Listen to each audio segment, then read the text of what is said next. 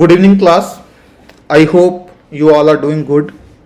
सो आज हमारा sociology lecture 65, social stratification a neoliberal perspective. This session is taken by B Harsh Bansal, officer of Indian revenue service. तो इस lecture शुरू करने से पहले मैं आपको एक छोटी सी स्टोरी सुनाता हूँ, जियो की स्टोरी। तो आई होप सभी ने जियो चलाया होगा, जियो इंटरनेट। आज के टाइम पे तो देखिए जियो की जो रेवोल्यूशन, जियो रेवोल्यूशन भी बोलते हैं। तो प्रिय जियो क्या होता था, जो 1 GB डेटा होता था वो 250 रुपये 200 रुपये ऐसे मिलता था। और उस टाइम भी प्राइवेट कंपनी जो थी, ये एयरटेल वोडाफोन, ये कह रही थी भी हम प्रॉफिट में नहीं है, telecom sector is under stress में।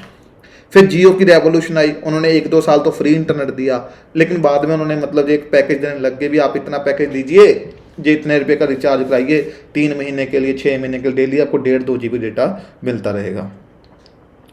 तो उसके कारण क्या हुआ, जो पर GB डेटा की कॉस्ट थी वो 185 से 12 रुपीज़ होगी। और अब आप देखिए जो रूरल सब्सक्राइबर थे 119 मिलियन 268 मिलियन हो गए। एक आपका जैसे आप सोशल स्ट्रैटिफिकेशन जो चैप्टर करते हैं तो हम इनक्वालिटी की बात करते हैं, हम इनक्वालिटी की बात करते हैं, इनकम इनक्वालिटी, हम पावर इनक्वालिटी की बात करते हैं। तो एक इनक्वालिटी थी डिजिटल इनक्वालिटी।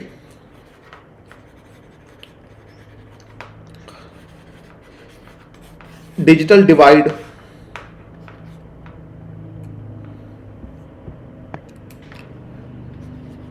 डिवाइड, क्योंकि आजकल अगर आप देखोगे ड्यू टू कोविड पेंडेमिक, और जो मैं टॉपिक्स आपको बोलता हूं जो बहुत ज्यादा इंपॉर्टेंट है आपके मेंस पर्सपेक्टिव से, जो मतलब मेंस के पर्सपेक्टिव, क्योंकि डिजिटल डिवाइड की आज बहुत ज्यादा बात हो रही है ड्यू टू कोविड पेंडेमिक। क्योंकि अगर आप देखोगे कोविड में क्या हुआ, जो बच्चे स्कूल में एजुकेशन के लिए जाते थे, अब ऑनलाइन क्लासेज होगी, तो कुछ बच्चों के पास डिजिटल कनेक्टिविटी नहीं है, इंटरनेट वाला फोन नहीं है। तो ये आपका बहुत इंपॉर्टेंट टॉपिक है। प्लीज डिजिटल डिवाइड की डेफिनेशन रट्टा मारिए, क्या डेफिनेशन है, क्या क्या इसके बेनिफिट्स हैं, क्या क्या सिग्निफिकेंस है, क्या क्या चैलेंजेस हैं, and way forward. Digital India, ये सब चीजें आपको जीएस के भी काम आएगा। तो ये देखिए, रिपोर्ट का डेटा ऐसे जीएस के मेंस आंसर राइटिंग से काम आएगा। तो जो जियो की स्टोरी थी, तो उससे क्या पता चलता है, अगर प्राइवेट सेक्टर में अगर जो गवर्नमेंट है वो अगर कंपटीशन प्रमोट करे, तो एंड में बेनिफिट किसको होता है, कस्टमर को बेनिफिट होता है, एंड यूजर को बेनिफिट होता है। हमारी जो इंडिया में प्राइवेटाइजेशन पे बहुत बड़ा डिबेट चलता है। तो जैसे प्राइवेटाइजेशन पर डिबेट क्या चलता था भी, मतलब अगर प्राइवेटाइज होगा तो क्रॉनिक कैपिटलिज्म होगा, क्रॉनिक कैपिटलिज्म।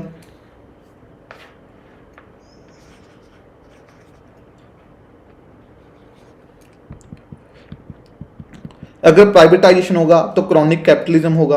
अगर जहां पे हमारा भी मतलब अगर प्राइवेट सेक्टर को हम प्रमोट करते हैं, प्राइवेटाइजेशन करते हैं, तो काफी सारा ये एक कंट्रोवर्शियल टॉपिक है, लेकिन आपको हर एक टॉपिक के प्रो मतलब बेनिफिट्स क्या हैं एंड उसके नुकसान क्या हैं, ये दोनों चीजें पता होनी चाहिए। तो प्राइवेटाइजेशन भी एक टॉपिक है, लेकिन ज्यादातर देखा गया है भी जब भी गवर्नमेंट प्राइवेटाइजेशन प्रमोट करती है तो सर्विसेज में इंप्रूवमेंट होती है, एफिशिएंसी आती है, एंड कस्टमर को बेनिफिट होता है।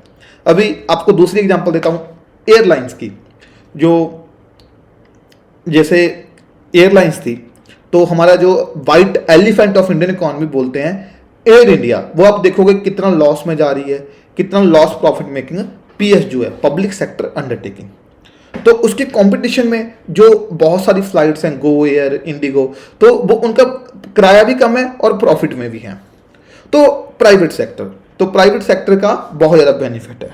तो हमारे 1991 में जब एलपीजी रिफॉर्म्स आए तो प्राइवेटाइजेशन आई।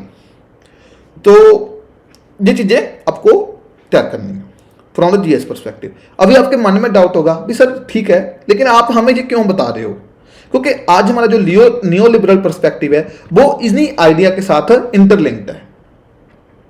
तो नियो लिबरलिज्म क्या है, एक मॉडल है फ्री मार्केट कैपिटलिज्म। तो ये क्या कहता है भी स्टेट इंटरफेयर मत करे, जो प्राइवेट सेक्टर है उसको अपना काम करने दे, डीरेगुलेशन, ग्लोबलाइजेशन, फ्री ट्रेड, भी स्टेट अपना दूर रहे। तो आपको पता है जैसे एक आइडिया था लिबरलिज्म, तो लिबरलिज्म आइडिया था, एडम स्मिथ ने दिया था the wealth of nation book में। उसके बाद वर्ल्ड वॉर 2 हुआ तो काफी नुकसान हुआ, तो स्टेट ने वेलफेयर स्टेट बनने का एक रोल प्ले किया। मतलब स्टेट जैसे हमारे भी वेलफेयर स्टेट का एक रोल प्ले करते हैं, बहुत सारा मतलब फ्री में दूध देते हैं। तो जो मेरा क्या होता है, मतलब भी आप ना ये मत करो, आप ना कैपेसिटी बिल्डिंग करो, जो मैंने अमर्त्य सेन का आपको मॉडल बताया था, भी एजुकेशन फ्री हो, हेल्थ फ्री हो। तो न्यू लिबरल यही कह रहे हैं भी मतलब स्टेट क्यों इतना वो कर रही है, भी स्टेट को जो चीजें हैं, स्टेट मतलब गवर्नमेंट। जब हम स्टेट की बात करते हैं तो स्टेट का 2 स्टेट्स होती हैं, एक तो एस, बड़े एस से, एक छोटे एस से। जो बड़े एस से होती है उसका मतलब क्या होता है, गवर्नमेंट। जो छोटे एस से होती है उसका मतलब जो राज्य सरकार हम पढ़ते हैं। तो ये भी चीजें, कई बार मैं स्टेट बोल रहा हूं तो आप राज्य सरकार समझ लो, वो चीज नहीं। तो स्टेट मतलब गवर्नमेंट। तो ये उसके बाद तो नियो लिबरल आया, जो प्रेसिडेंट रोनाल्ड रीगन और मार्गरेट थैचर ने यूनाइटेड किंगडम में लेकर आए। इसको न्यू राइट भी बोलते हैं। न्यू राइट इसलिए बोलते हैं क्योंकि ये जो इकोनॉमिक लिबरलिज्म के साथ साथ जो कंजर्वेटिव वैल्यूज थी, फैमिलीज की इंपॉर्टेंस, उस पर भी ज्यादा फोकस करता था। तो जो मिल्टन फ्राइडमैन ने स्टार्ट किया था। तो लेकिन जो पीटर सॉन्डर्स था उसने इसका वो दिया, एक मतलब एक आइडिया दिया भी जो स्ट्रेटिफिकेशन होनी चाहिए वो नियो लिबरल के आइडियाज के ऊपर होनी चाहिए सोसाइटी में स्ट्रेटिफिकेशन। तो वो जो फंक्शनलिस्ट स्कूल था मतलब उसको फेवर में कर रहा था भी स्ट्रेटिफिकेशन सोसाइटी में होती है, लेकिन मतलब वो स्ट्रेटिफिकेशन क्यों होती है उसका हम बताते हैं। उसने क्या कहा भी जो सोसाइटी में 3 तरह की इक्वालिटी होती है।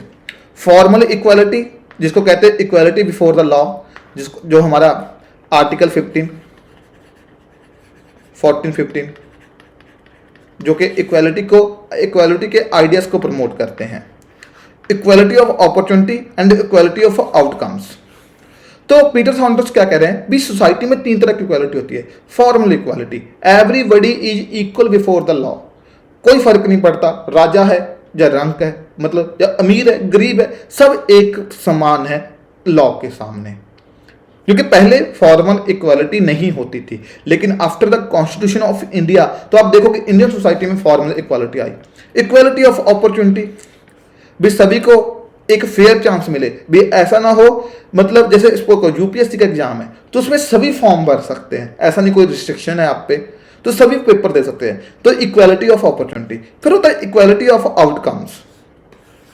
तो इक्वालिटी ऑफ आउटकम्स क्या है, मतलब भी आप जो उसको कोई भी किसी भी तरह काम करे सभी को इक्वल रिवॉर्ड्स मिले। तो फिर जैसे कि मतलब ये थोड़ा सा जो आइडिया है, अब ये हमारी इंडियन सोसाइटी में एक रिजर्वेशन भी बहुत एक डिबेटेबल टॉपिक है, बहुत ज़्यादा डिबेटेबल टॉपिक है, रिजर्वेशन होनी चाहिए कि नहीं होनी चाहिए। तो मैं उस टॉपिक डिबेट में नहीं जाऊंगा क्योंकि एक एज ए ब्यूरोक्रेट ये एक हमारी मतलब वो होती है भी हम जो भी कंट्रोवर्शियल डिबेट्स में हम थोड़ा सा जाना अवॉइड करते हैं। तो रिजर्वेशन भी एक बहुत बड़ा डिबेटेबल टॉपिक है, मतलब बहुत ही कंट्रोवर्शियल डिबेटेबल टॉपिक है। तो इस पे हम जब पेपर 2 में थोड़े से आइडियाज पे बात करेंगे। तो पीटर सॉन्डर्स क्या कह रहे हैं भी सोसाइटी में जो 2 तरह की इक्वालिटी ठीक है, लेकिन ये थर्ड इक्वालिटी है आप इसको मत कीजिए भी कोई भले कम काम कर रहा है कोई ज्यादा काम कर रहा है, सभी को रिवॉर्ड इक्वल मिल रहा है। तो इससे क्या होता है, इससे क्या मतलब क्या है, स्टेट कंट्रोल कर रही है। तो जब ऐसा स्टेट कंट्रोल करती है तो जो इंडिविजुअल लिबर्टी आती है वो कॉम्प्रोमाइज हो जाती है, इंडिविजुअल लिबर्टी कॉम्प्रोमाइज होती है। जबकि स्टेट को क्या करना चाहिए, स्टेट इंटरफेयर मत करे, सभी को देखो फॉर्मल इक्वालिटी है, सभी को फ्री मार्केट में छोड़ दिया। ये देखिए आपको जो जिसका जितना टैलेंट होगा वो उतना काम करेगा और उतना रिवॉर्ड्स लेगा, जैसे कि यूएसए में होता है।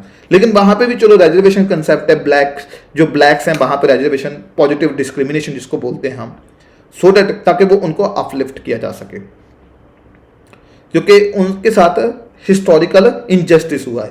तो ये सब चीजें, तो पीटर सॉन्डर्स वही कह रहा है भी जो स्ट्रेटिफिकेशन है जब ये 2 तरह की क्वालिटी के बेसिस पे होता है तो एंड में जो सोसाइटी होती है वो उसमें सर्विसेज अच्छी होती है, कंपटीशन आता है और एफिशिएंसी आती है।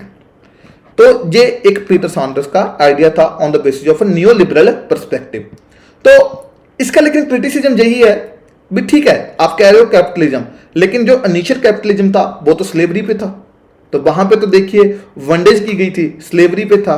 और जो कैपिटलिज्म उसमें डेवलप हुआ, जो आप कह रहे हो कैपिटलिज्म में जो इक्वालिटी आती है, लेकिन जो अर्लियर कैपिटलिज्म था उसके लिए पैसा कहां से आया? ब्रिटेन में इंडस्ट्रियल रेवोल्यूशन आई, लेकिन वहां के पास पैसा कहां से आया? उन्होंने कॉलोनीज की थी, इंडिया को देखो कितना लूटा उन्होंने। और वो कह रहे हैं भी फ्री, मतलब जो हमारे जहां पे इक्वालिटी है, मतलब हर एक इंडिविजुअल को आप छोड़ दो और उसके हिसाब से मतलब क्या होगा भी, जो इकोनॉमिक ग्रोथ होगी, कंपटीशन होगा, वो प्रमोट होगा। लेकिन अगर ऐसा होता तो अगर आज के हमारे इंडिया के कॉन्टेक्स्ट में जो दलित कैपिटलिज्म है, जो एक आइडिया है दलित कैपिटलिज्म, ये भी बहुत इंपॉर्टेंट टॉपिक है आपका, प्लीज इस पे अपना वो तैयार कर लीजिए कंटेंट। जब पेपर 2 में कास्ट सिस्टम करेंगे तो मैं दलित कैपिटलिज्म में एक लेक्चर बना दूंगा 20-25 मिनट का, जो भी होगा। तो दलित कैपिटलिज्म एक बहुत इंपॉर्टेंट टॉपिक है from the paper 2 perspective and GS 1 perspective, ये भी आप देख लीजिए। तो अगर आप देखोगे, क्योंकि दलित कैपिटलिज्म में क्या चाहिए था, वो फेल हुआ due to new liberal capitalism. अब ये देखिए, ये आर्टिकल आप प्लीज कॉपी पेस्ट करके इसको पढ़ना आप अपने उस पर भी, क्यों फेल हुआ दलित कैपिटलिज्म। तो दलित कैपिटलिज्म में क्या था, भी जो थी कैपिटल चाहिए थी। अब कैपिटल हम कहां से लेते हैं? नेटवर्क्स होते हैं, लेकिन आप देखिए कास्ट नेटवर्क ऑलरेडी बने हुए हैं, तो जहां पे वो कास्ट नेटवर्क इतना करके दलित का जो इतना कास्ट जो नेटवर्क था, जो कैपिटल के लिए नेटवर्क था, वो इतना स्ट्रांग नहीं था, तो वो दलित कैपिटलिज्म फेल हुआ। तो ये सब क्या थे, एक उनके नियो लिबरल पर्सपेक्टिव के क्या थे, क्रिटिसिज्म थे। तो ये मैंने टॉपिक इसलिए लिया भी, हो सकता है आपको 10 नंबर का इसमें से आंसर आ जाए, तो आप इस पे लिख सको। आई होप आपको ये आइडिया क्लियर हो गया। बाकी फिर भी कोई डाउट हो तो आप इस पे हमें कमेंट कर सकते हैं। वीडियो को लाइक कीजिए एंड प्लीज चैनल को सब्सक्राइब कीजिए। Thank you class.